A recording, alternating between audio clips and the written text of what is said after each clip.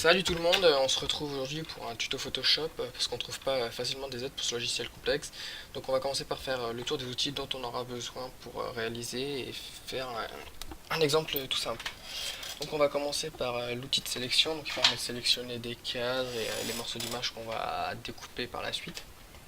On aura l'outil rectangle, ellipse ou sélection d'une rangée ou d'une colonne qui nous permettra de faire des sélections avec des formes précises. L'outil lasso avec ces trois variantes qui permettront de faire des contours comme on le veut. L'outil pipette qui peut vous être utilisé si vous avez besoin de faire un fond de couleur, que vous voulez prendre une couleur d'un fond qui existe déjà d'une image. Pot de peinture qui permet de remplir toute une zone avec son outil dégradé, donc en faisant clic droit on a les options. L'outil texte si vous voulez rajouter un texte. Donc là pour faire ce premier exemple c'est tout ce qu'on aura besoin. Donc pour les couleurs, si oui, il y a les couleurs. Les couleurs, on aura plusieurs motifs, donc il suffit de choisir et on peut en sélectionner plusieurs, enfin, jusqu'à deux, et les intervertir là plus tard. Ensuite sur la droite on a des nuanciers, tout ça. Le seul truc qu'on aura besoin donc ce sera les calques qui seront là, donc je vous expliquerai.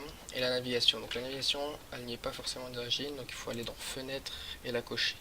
Ça permet de zoomer et de dézoomer sur une image pour vraiment faire les choses au plus près et que ce soit fait proprement.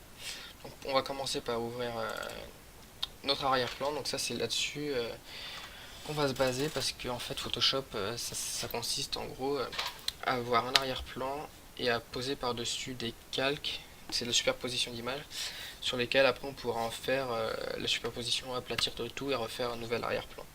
Donc il nous faut pour commencer un arrière-plan et quelque chose qu'on va mettre dessus. Donc là on va prendre un vase et notre arrière-plan.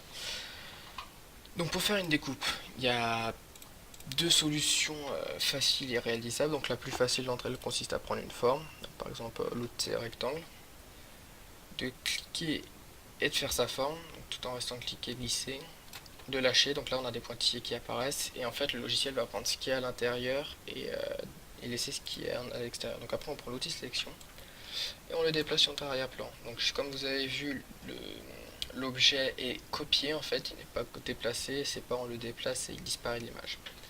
Ensuite on va sur notre arrière-plan, et là on peut le bouger comme on veut. Donc comme il n'est pas à la bonne taille, on va le diminuer. Donc pour faire ceci, il faut appuyer sur CTRL et T, on a le cadre qui apparaît. Donc ensuite avec ce cadre, on peut le déplacer, l'agrandir comme on veut, sauf que en fait ça peut déformer l'objet. Donc ce qui est possible de faire, c'est en appuyant sur Shift, on prend la diagonale et on peut le descendre et le logiciel respecte les proportions comme on appuie sur Shift. Ensuite vous lâchez d'abord le clic et vous lâchez Shift pour pas déplacer, pour pas modifier les formes.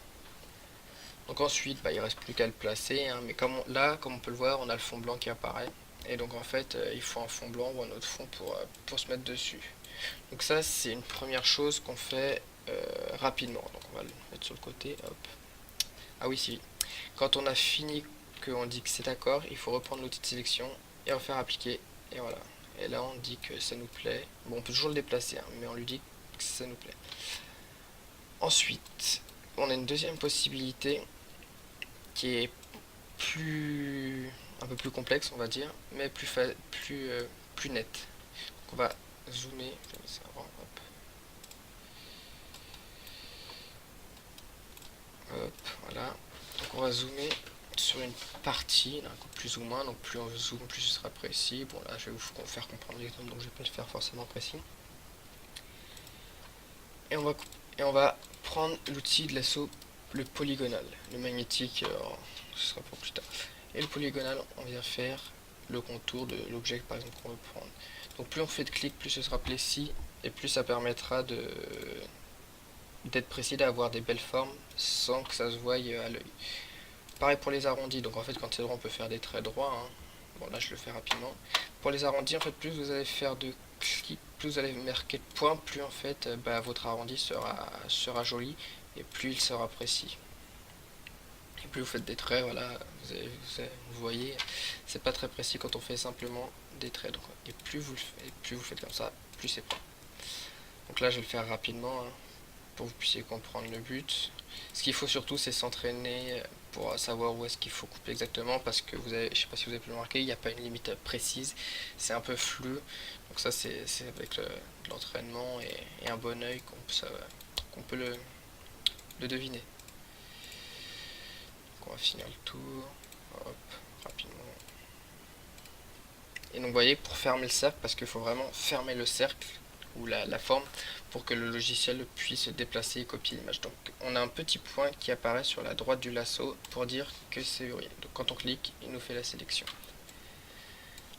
Et donc ensuite, on répète la même opération que tout à l'heure. On prend l'outil de sélection et on le déplace.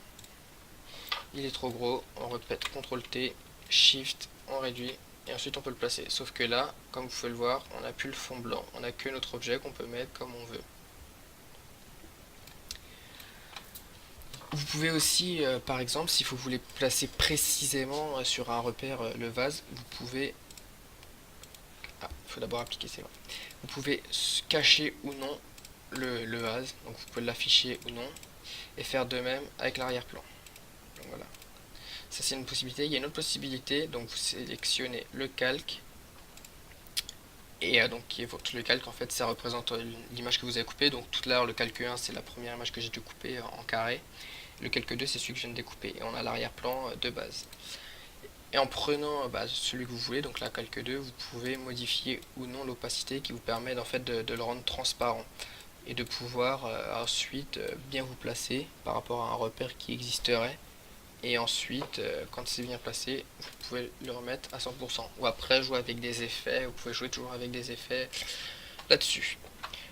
Donc voilà, ce sera tout pour ce premier tutoriel. Donc n'hésitez pas à m'envoyer des commentaires, à me dire ce qui va pas et ce que je pourrais m'améliorer. N'hésitez pas à mettre un j'aime et à vous abonner.